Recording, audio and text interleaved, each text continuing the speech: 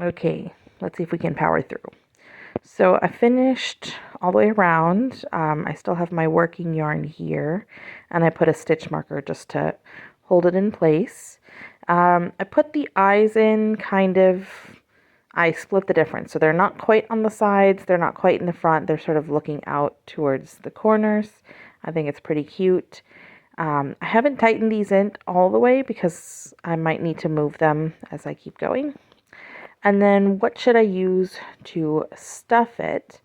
Now, the picture that you sent me, your piece has like a lot of bigger holes in it because you're still starting, and so it's not going to be as even. So one thing you can do is if you have a lot of the extra yarn, you can just really quickly take a bunch of it, take a bunch of yarn, and once you have a little chunk of yarn, you can shove it inside, and you can use the yarn that you use to make it, you can use the same yarn as stuffing. You can also use like an old t-shirt. I've used an old sock before. It was clean, of course. You don't want to put dirty socks inside a plushie. That would be very sad. But I also have this stuffing that you can buy from the craft store. You don't need to buy this unless you're going to be making lots and lots of plushies. But it does come available. So I just grabbed a big chunk from my craft room down in the basement, and I'm going to use this because I already have it. So I'm going to just kind of ball it up and shove it inside. I don't want to put too much in because manta rays are still pretty flat, but I'm going to put some on the sides, in the arms, over here, and maybe I'll put a little bit more. So I'll take a little bit more and put it in the middle. Recording the last video for this manta ray, and then I'm gonna go to bed. My brother's coming to say hi.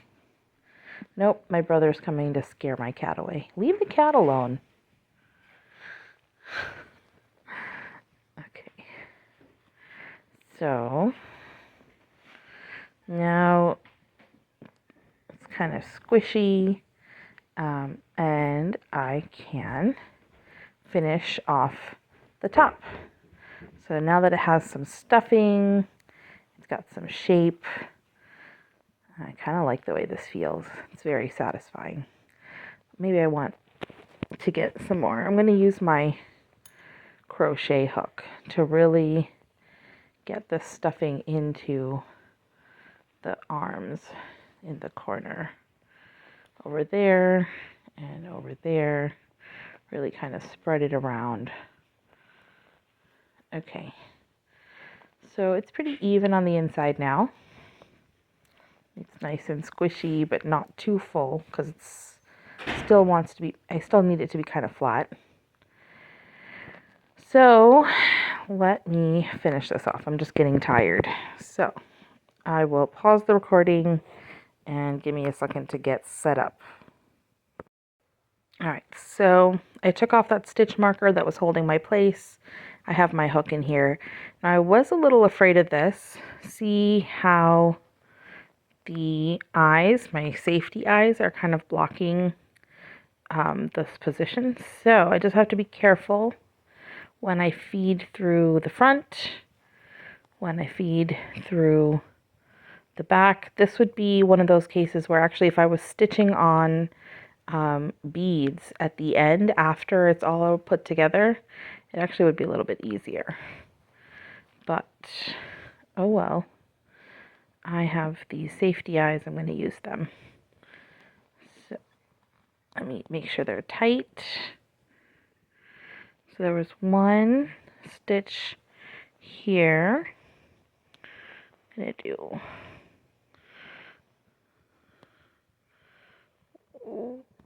one stitch here, like this. And then now that I got those 2 stitches that were near that plastic piece done, the rest of these are going to be a little bit easier. So let's go.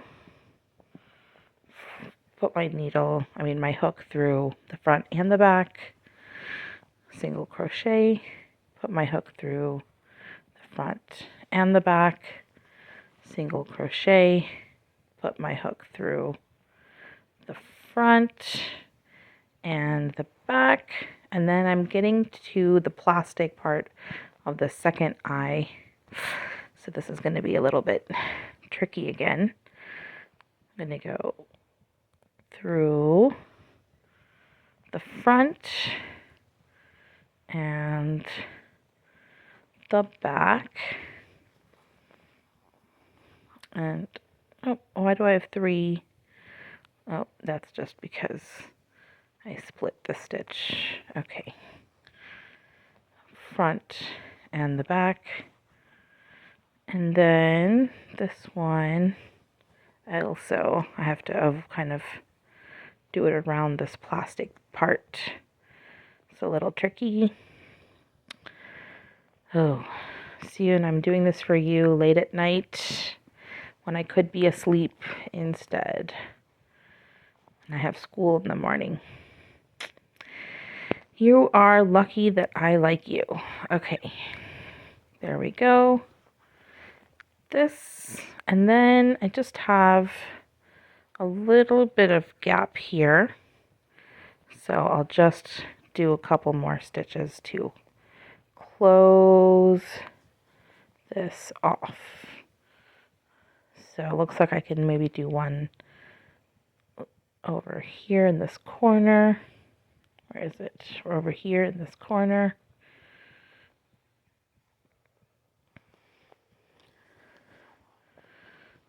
And now I don't want to just end it here because it'll be sort of pointy. So I'm going to remember that slip stitch where I pull it through right away. Then I will pause the video so I can grab my scissors. I will cut off the yarn and, nope, the video ended too soon. I'll pull through, and then if I tighten this up, it will form a knot. And now I have this extra tail. This part is the best part about doing plushies. If you're doing something where you'll see both sides of the work, you can't do it this way, but I'm just going to stick my hook in somewhere close to where that tail is, like this, and I'm just going to pull the tail into the plushie, and you'll never be able to see it. Just sort of stuff that in there. And, well, that is done, actually. Now, is this the best plushie I've ever made? No, probably not. I kind of did it in a hurry. I wasn't being all that careful at the bottom. I could clean it up a little bit more and make these edges look nicer. Also, if you look up manta eyes, I just googled manta ray face. You'll see that a lot of manta rays have ignore the fact that my headphones are dying.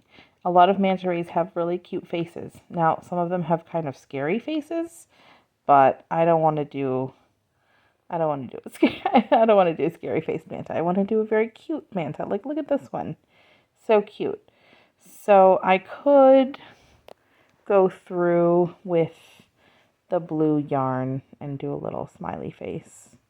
I think that would be cute, actually, to do some of these details just with a little bit of embroidery on the bottom.